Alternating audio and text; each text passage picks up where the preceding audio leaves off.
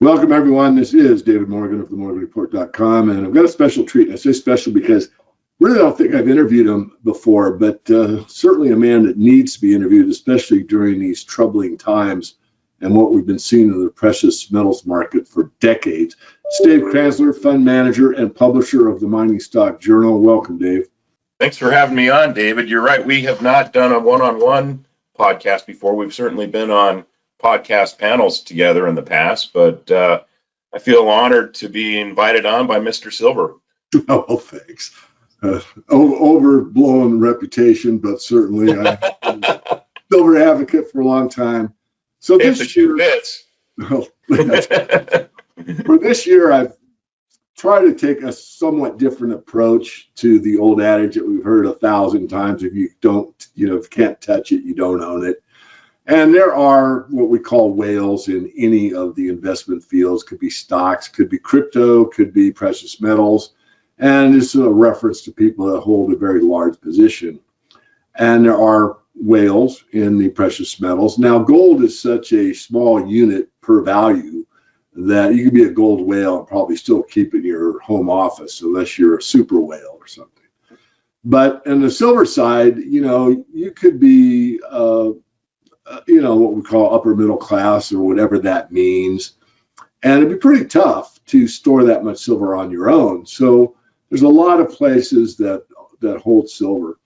And my main thrust this year is, I'm not against storing silver. I store it myself, but be very, very careful. And we had an email exchange recently, and you talked about your thoughts. And that's why I brought you on, because it kind of revivifies or reasserts some of the assertions I've made.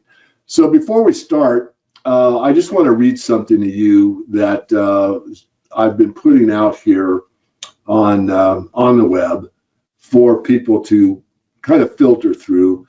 It's from Coin Week, which probably isn't like the Wall Street Journal. But again, in the state of fake news, you got to look for the truth and use discernment. And this article is over 10 years old. It's April 2011. And the title of it is Class Action Suit Accuses UBS of Charging Storage Fees on Phantom Silver. Now, when this was written, it was just in process. So what's interesting is that, people are buying silver and they're being charged storage, but the silver's phantom. It didn't really exist. But then it goes on further to say, and this is what I'll read to you and we'll start this conversation, is a very similar lawsuit was filed in 2007 against Morgan Stanley. In that case, small investors were claiming they'd been defrauded into participating in an unallocated metal storage account. The bank defended itself by alleging, among other defenses, that it was simply following standard industry practices. In other words, the amount of information given to customers, the unallocated nature of the scheme, as well as the charging of quote unquote storage fees for imaginary metal were, and I quote, standard industry practices, end quote. In light of what we know, maybe they were telling the truth.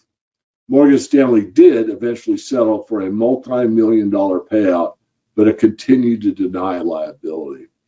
So that is a mouthful, and there it is in black and white. We know that one's true. We also know UBS was frauding precious metals investors. So I just want to start there and listen. What is your take on all this?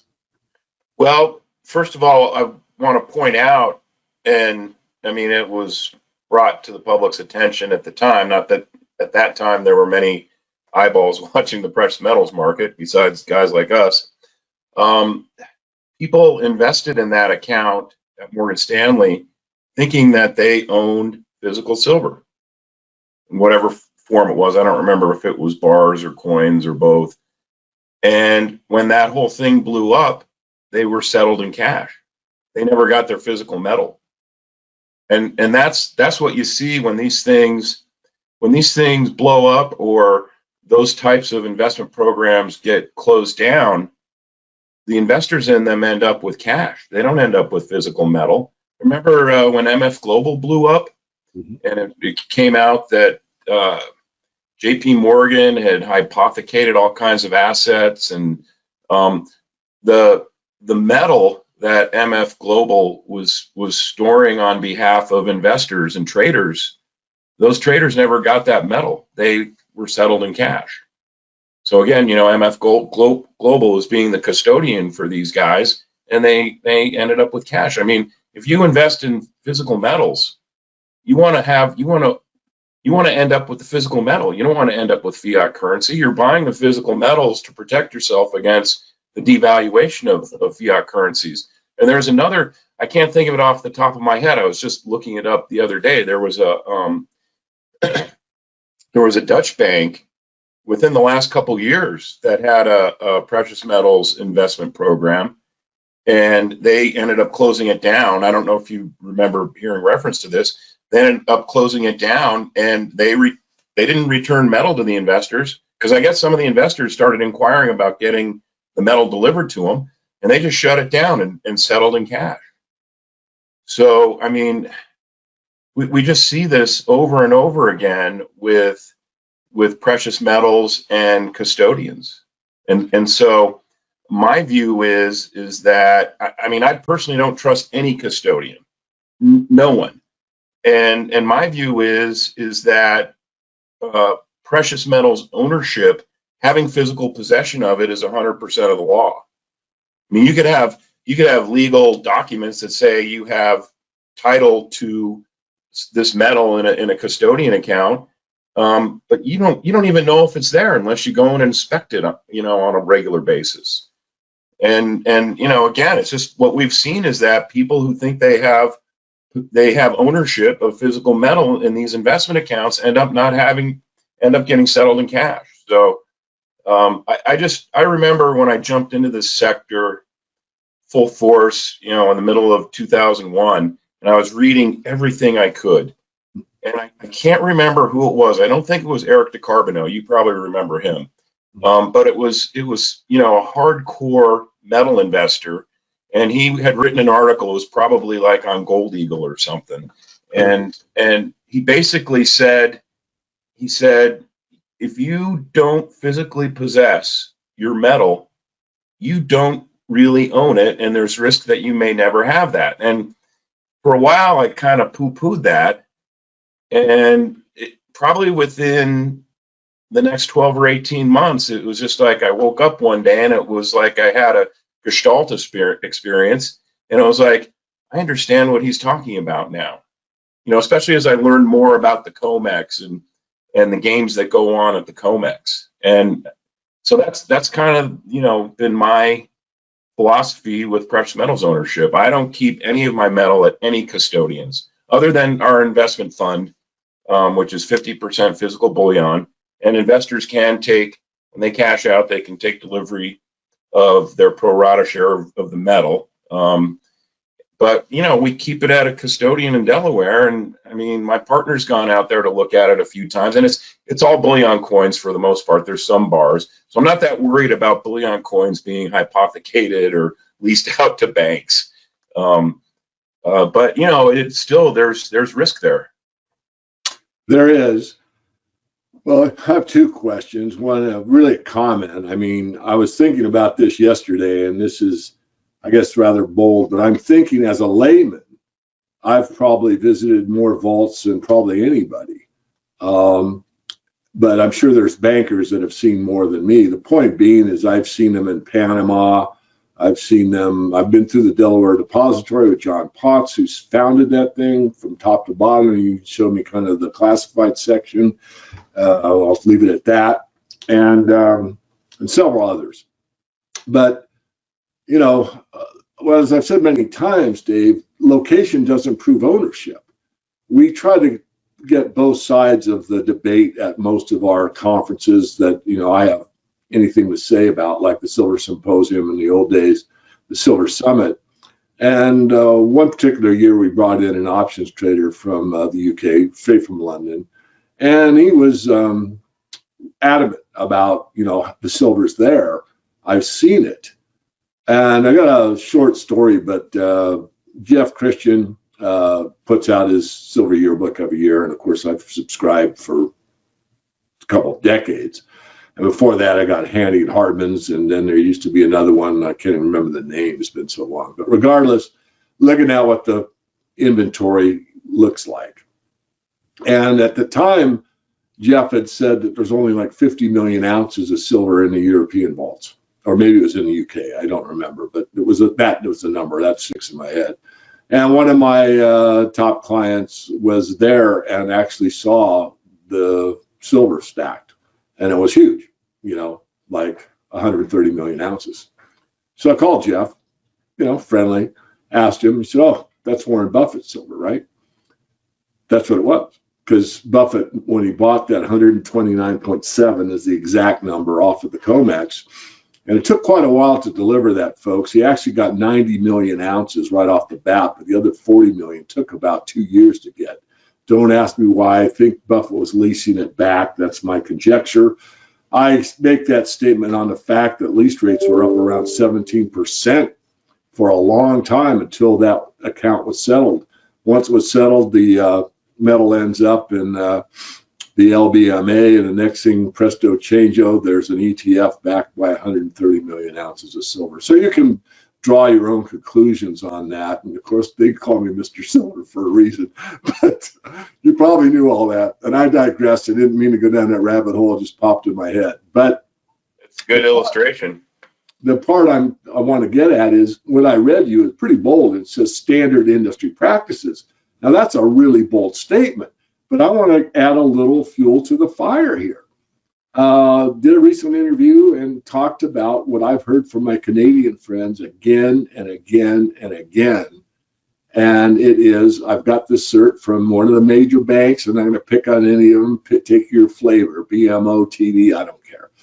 And they go with their cert to get their silver, and they have to settle in cash. Now, what I have to be fair is maybe the agreement, the contract says that you can settle in cash. I don't know that. My understanding from all these people is that no, it's not a cash settlement vehicle. It is a certificate or a warehouse receipt, you might call it, to get your property that you're paying storage on and get it returned to you. And yet we hear these stories, as I said, many times. What's your thoughts on that? It doesn't surprise me. It's as we've come to learn over the years that the physical bullion system is a fractional system.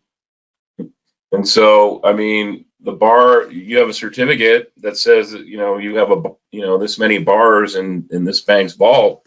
I mean, you have no idea how many other certificates have been issued against those same bars. And what they're banking on is that the majority of the investors will just sell their certificate back and never bother to ask for delivery of the metal.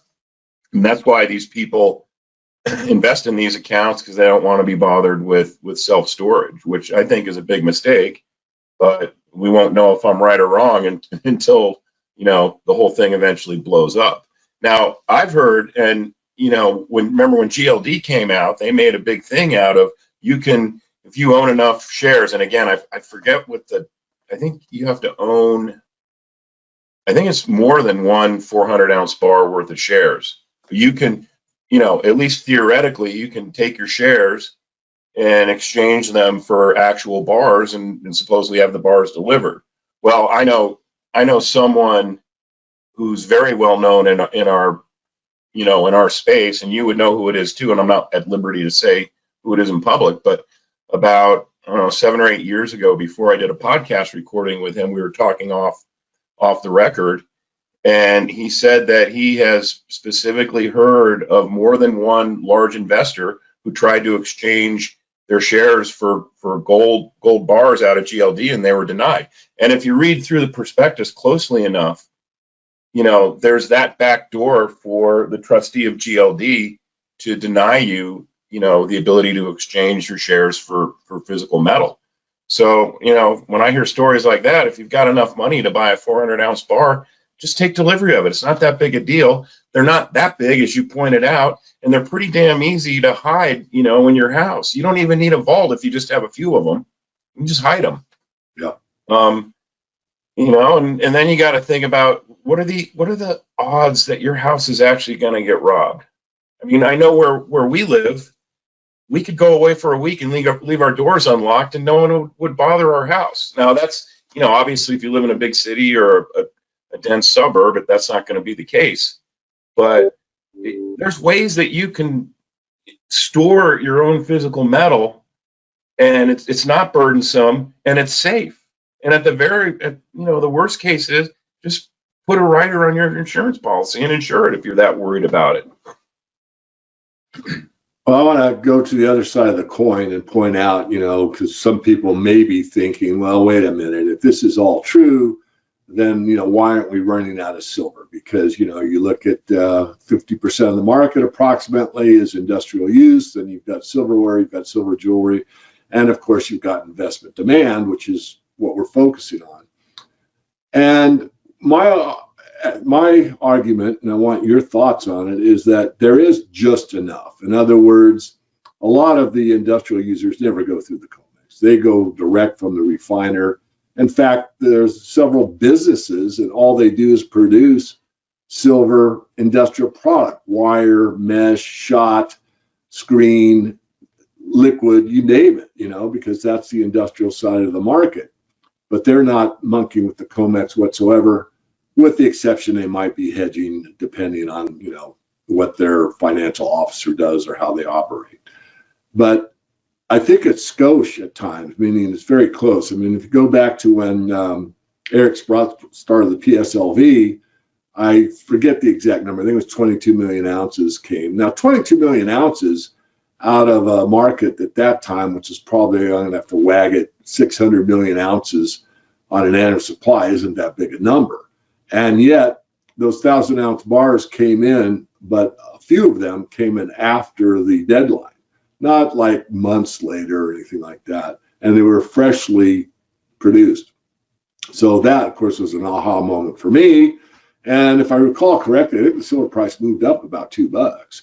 So as I've always said, this market or all markets move at the margin. When you got to scramble for the last pickup truck that's available and 4 farmers are bidding for it, it's going to go up in price, right? So this is what happened. Well, the next time, and I forget how long it was, I'm going to guess a year and a half later, it was, I think, 24 million ounces. Didn't move the market at all. And the silver showed up like almost the next day. My point is that there has been enough silver so far to meet the demand most of the time. Now, retail's a different side. When you go to the financial crisis of 2008, there wasn't enough retail, and that's why the spread was from $9 on the paper market to 13 in most of your dealers. And of course, we saw huge premiums at the beginning of 2021 that carried through basically through the whole year. I mean, they subsided somewhat and dropped down, but they're still higher than what I've known in 40 plus years is what's I consider to be a normal premium. So can you back me up on your thinking on this? Why is it that, well, if you're so right about that little silver, why isn't it showing up where, it's obvious? Well, I mean, first of all, you remember, like in the summer of 2020, all of a sudden the mints started saying, well, we can't get supply of silver blanks to mint coins. Remember that? I do. I think what they do is when metal becomes tight, the first thing they cut off is supply to the mints and cut off retail. And I can't prove that, but I mean, there was probably, I don't know the exact number, but let's just say for sake of argument, there's probably 80, 90 million ounces of silver in the registered category at the Comex. Well, why can't the mints just go and buy that and have that refined into the blanks that they need? There's a reason why that doesn't happen.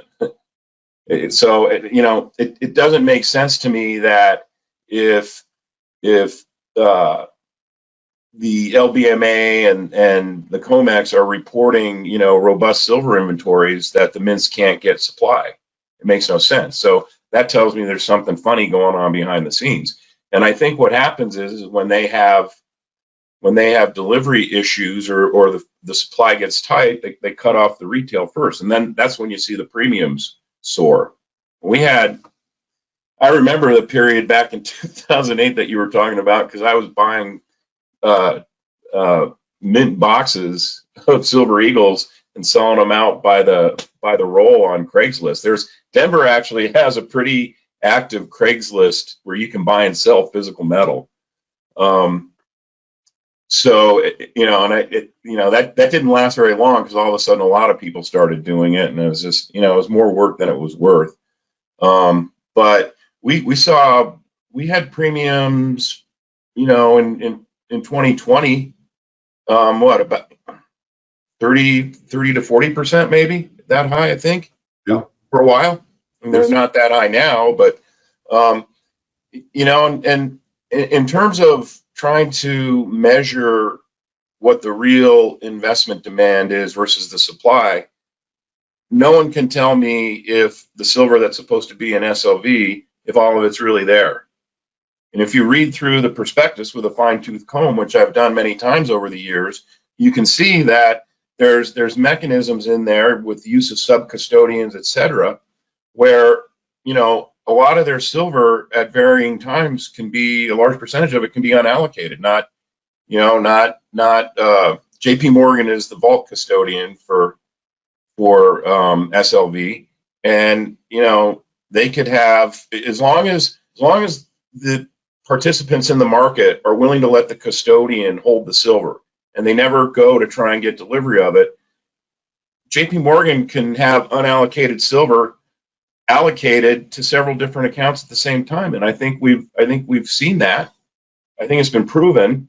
Certainly when GATA held that symposium with Bart Chilton back in 2010, I think it was, remember that? And actually Jeffrey Christian you mentioned his name. He was one of the guys who testified. Right. And that was when Andrew Maguire had those emails at JP Morgan where they were talking about how they manipulate the market. And Christian let it slip out, and I don't know if it was intentional or not, that the ratio of physical gold to derivative gold, paper gold, in London was 100 to 1. And that was like, well, we kind of knew that it was, a high number, but to have someone like him actually say that, and then a couple weeks later, the Minister of Finance for India threw out a number that they agreed with that. They saw the ratio as 93 to 1. So, you've got to, like I said, it's a fractional physical bullion system. And, just to kind of circle back, to me, it's like if you leave your metal at a custodian, there's a good chance you might not ever get it. Well, that's a couple things. One comment is in the book, The Silver Manifesto, and I'm not pushing the book. I still have some available. There's a chapter in there about fractional reserve bullion banking. So it goes into some fairly good detail on how the system actually works. But so the custodian's a problem, potentially. I mean, I cited 2 cases. You've talked about it. We've seen these people with certs that can't get their silver. I've gotten another comment is some of the people that have my access to my email or whatever have said, hey, here's my receipt from my broker for silver. I stood for delivery, and here's what happened. I got a check. There's nothing you can do about it, because when you sign that contract, you sign that you can settle in cash. Now, is it because it's only one contract? It's only 4 contracts? I don't know.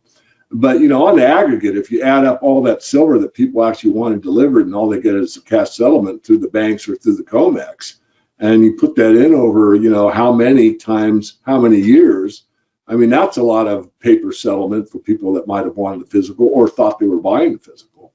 So that plays into it. So my real question, as I digress, is custodians.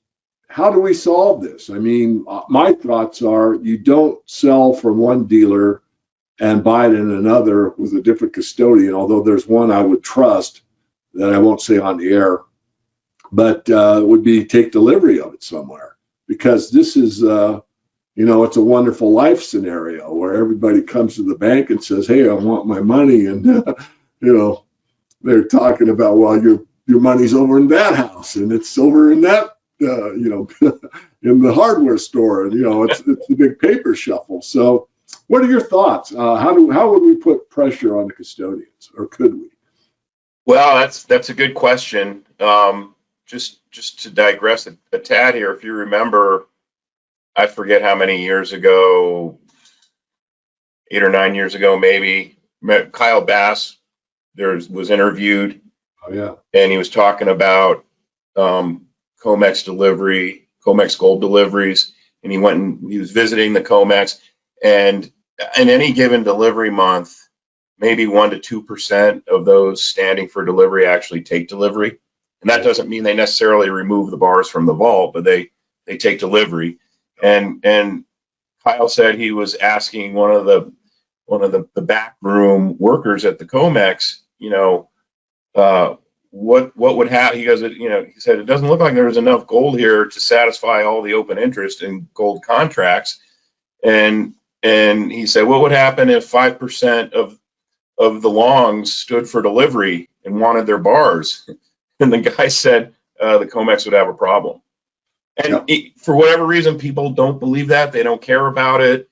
I think this is one of those things that it's kind of a gradually then suddenly thing. And I don't think it'll be an issue for people until enough people themselves go and ask for delivery of their metal from whatever custodian they have it in, and they don't get delivery. And once word of that leaks out, that's when pandemonium breaks out. It'll be, you referenced, it'll be like a run on the bank, only it'll be a run on the precious metals vaults. Right. And originally, as I've been thinking about this, over the last year or two, because there's been a big movement, to try and get retail investors to buy enough silver. Well, most retail investors, their source of physical silver are coin dealers.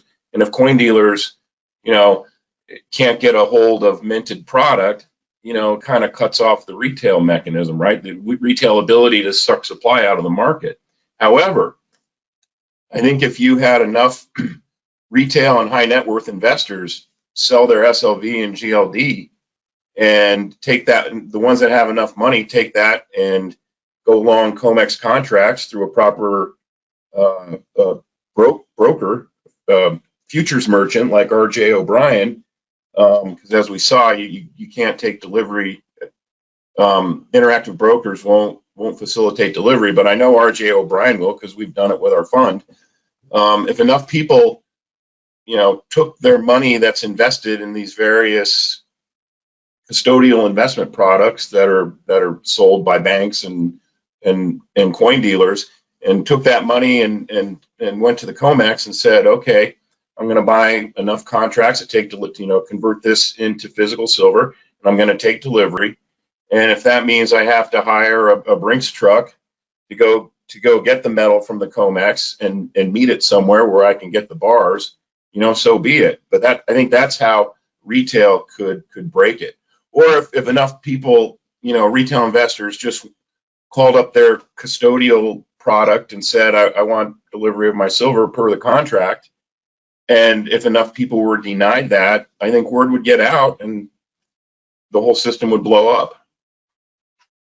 Short of that, I think what's going to have to happen is, the industrial aspect of silver, especially to the extent that, you and I are hearing the same things about, 2022, we could see a supply deficit for silver. And as these ESG initiatives are implemented, you're going to need more physical silver for the ESG technology and for EVs. And so if you have enough investors looking to get a hold of physical silver, and you've got enough industrial users looking to get a hold of enough physical silver, and the supply is not there to meet the demand, that's another way this whole thing will blow up. It's ultimately, to me, it just boils down to eventually the banks are going to have to, you get a default from a bank or some entity that owes silver to someone or gold, and they can't make delivery, and the person who gets stiffed makes a big issue out of it, and then maybe the public will believe, hey, this is what's really been going on for all these years. Yeah. I want to take a bit of a left turn, Dave. I wrote an article and did a speech on about 3 times, what if silver were treated like gold? And there's an article or two actually on Gold Eagle. You brought it up early in this discussion. And I forget the exact title, but it was Gold Standard, One Step to Fiat. In other words, he makes a very sound argument, and I've read this paper 3 or 4 times, that when you go to a gold-only standard, which is what the Wizard of Oz was all about, that the bankers, the old adage, he who owns the gold makes the rules. So if you have a mono standard and the banks own the majority of it, they get to make the rules, you know? So having that background, the what if silver were treated like gold, I asserted the premise that what if silver was treated as a monetary asset like gold was? And of course, there would be, you know, these central banks would have silver on their books, right? The problem is silver is so scarce, even relative to gold in investment form. I'm not talking about silver jewelry or silver artwork, that they'd have a tough time doing it, obviously. But I went a bit further, and here's where I'm taking a left turn on you, because we're going to call this the silver Psyop, and you're our first guest. I don't mind, but I'll do the lead on it, and you can say I'm not going any further and cut me off. It's your prerogative. But it's this idea of mine that there's these derogatory terms around the silver market that you don't find around gold. You know, it's the golden constant, it's good as gold, the gold standard. All these things in reference to gold have a very positive connotation that, you know, there's nothing better than a gold standard or whatever. But when you get to silver, it's like melt value, it's junk silver, it's junk bags. There's not really many positive connotations. Now, I'm not saying that's a psychological operation. I'm too smart for that. But what I am saying is it is interesting to my thinking that you have this division between, and there are people I've met at, you know, really don't care for me, and that's okay. I'm not running for political office, but they are staunch gold only people, and that's okay with me. I'm free market. If you're gold only and silver's just you know, junk or melt, then that's fine with me. So I'd like your comments on that. Am I off of you know, off my rocker looking at it from that perspective? You know, I might be the wrong guy to ask because I've always considered silver to be a monetary metal, and maybe because it's got the high component of industrial usage. I think you said might have referenced 50%. I think it may actually be 70%.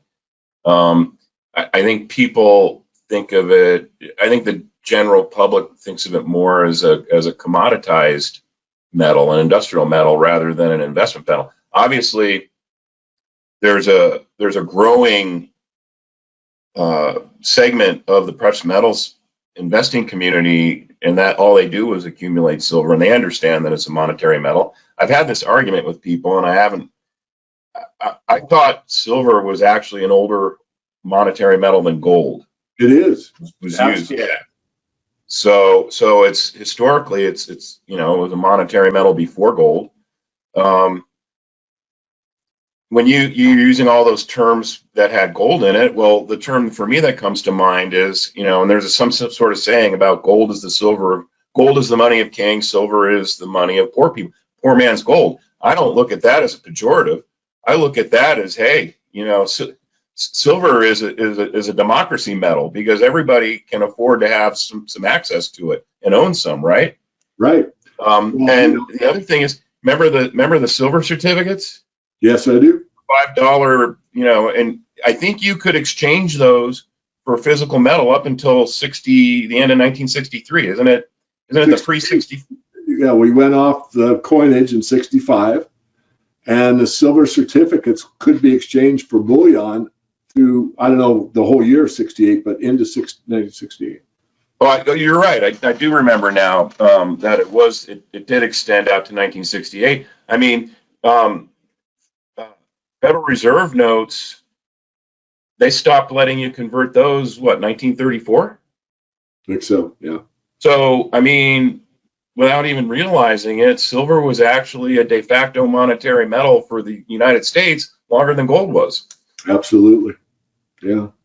And I think eventually we'll come around to where people will understand that, but it's going to take some sort of event, some sort of shock event that, you know, people are going to realize, hey, these dollar bills that I'm holding, or these electronic credits I have in my bank account, they're becoming more and more worthless every day. I got to do something about this. And that's when you'll start to see the rush to metals. I mean, we saw that in the late 70s. There used to be lines around banks and coin dealers. People would line up around the block to try and, get a hold of some silver or gold.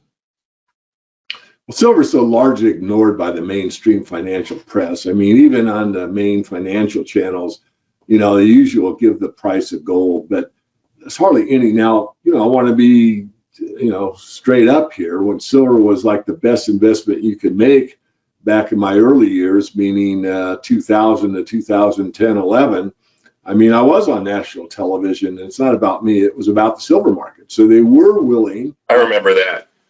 To go ahead and have someone give a voice to silver. But you haven't seen that in years. And, just basically ignore it. And that's frustrating to someone like me. And look, I'm not saying you should put all your money in the physical metals. That's ridiculous. But, you go back to the coin dealers and people that know monetary history would be a better way to say it. So anyone that's really studied monetary history would tell you should have some. And I did a video years ago called Myths in the Silver Market. And I said, well, there isn't enough metal for everybody to have some. And my sum was 2 ounces per person. And you didn't, at that time, the mining industry mined about 700 million ounces on an annual basis. Today, it's about 850. But at the time I made that video over a decade ago, I believe, 700 was kind of the number. So I used 350 million people times 2 ounces, 700 million ounces. Only 5% of the world's population in the United States could own some silver. But since it's not thought of at all by most investors and thought of very little by the rest of the world's population, it's difficult to get it as an investment as an investment for most people. And on top of that, it's discouraged in a lot of jurisdictions. You go into the European hemisphere, and a lot of those nations have a value-added tax. So if you want to buy precious metals and there's no VAT on gold, but there's 17% on silver, you've got to overcome the premium to the coin dealer and 17% before you make a profit.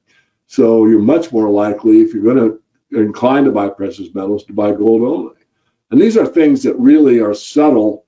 And again, I'm not saying it's a psychological operation, but it does bring or beg the question, what the heck's really going on in the silver market? Well, I just, I actually didn't even know about the VAT on silver in Europe. But my take on that is that it's used as a mechanism to regulate the demand for silver, right? Yes. I mean, we know that the sovereign elitists want to try and keep everyone in fiat currency, and they want us all to start using electronic digital fiat currency. And so what better way to discourage consumption of or buying silver than to stick a big value-added tax on it? Yeah. So, it's another way that, to me, it's like that's another way they're trying to keep the hoi polloi from owning silver, poor man's gold. And then you got to say to yourself, why do they not want me to own that? Why are they taxing that and not gold? Well, they know I can't afford to buy gold, but I can afford to buy silver. And another thing I wanted to circle back to that you said in terms of silver being a great investment. I mean, to me, that's what's most attractive about silver, is that it has an investment component and a wealth preservation component.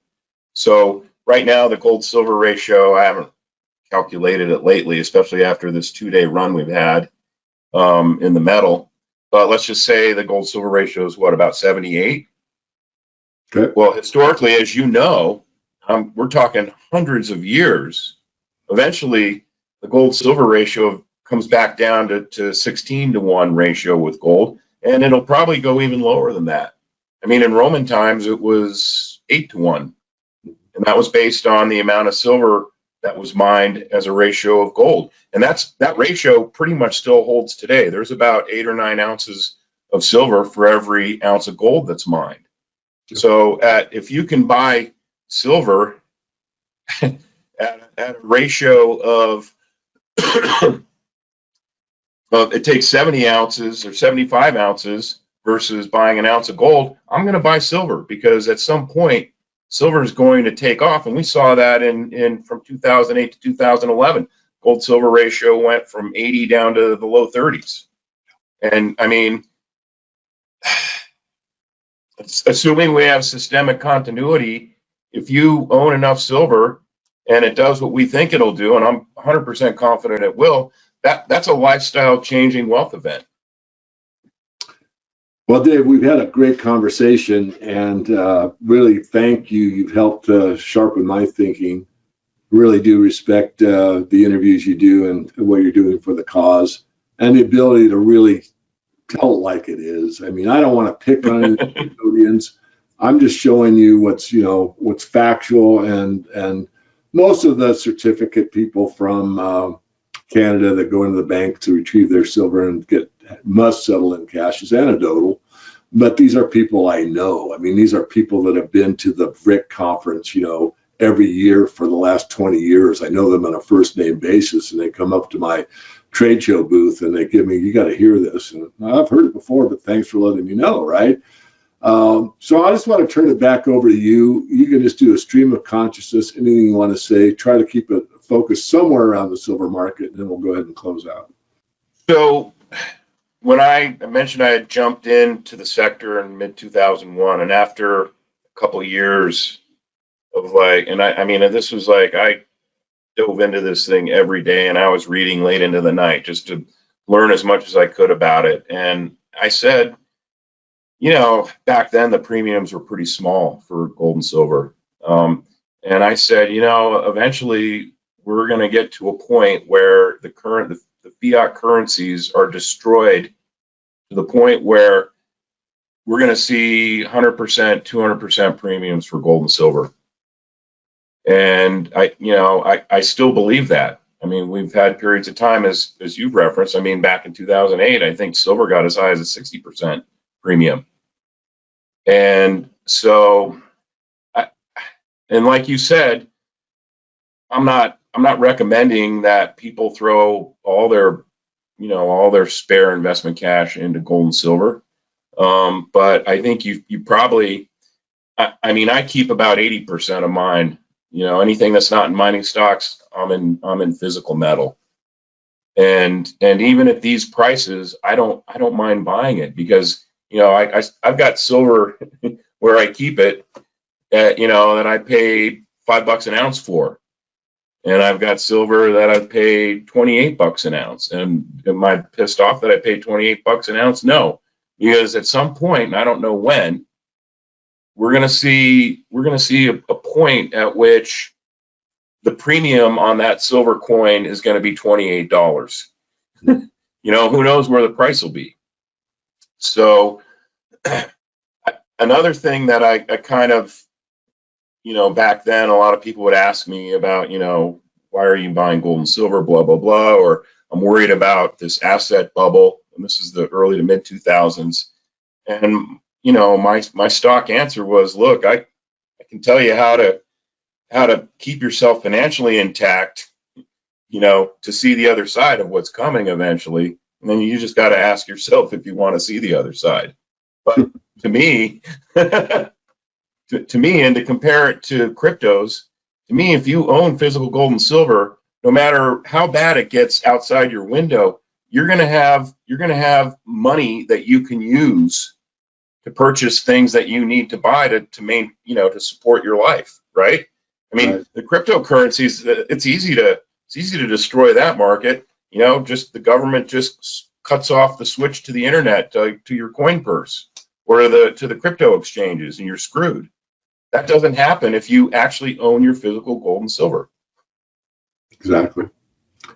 Well, Dave, it's been a pleasure. Let people know how they can get a hold of you and learn more about what you do. Sure. First of all, I'd like to say again, thanks for having me on. It's a great honor to be on your podcast. And I always enjoy it when we've had conversations on other podcasts or via the phone. So my website is investmentresearchdynamics.com, and I have 2 newsletters that I publish. One's the Mining Stock Journal, and then the other is the Short Sellers Journal, which has actually been kind of popular lately. And you go to the website and there's links to both. And if you click on the link, it'll describe more about what's involved. So that's it. All right. Well, as the year unfolds and we see what happens in the metals, I'm very likely to have you back on, and I do appreciate your time. And if you have anything else to say, I'll turn it over to you and we'll close out. Thanks. Hey, you know what? 6-9 months down the road or whatever, I'd love to come back on, and we can kind of see how things have unfolded versus what we're talking about now. Excellent. All right. Well, thank you, everyone. This is David Morgan of the Morgan Report. Okay.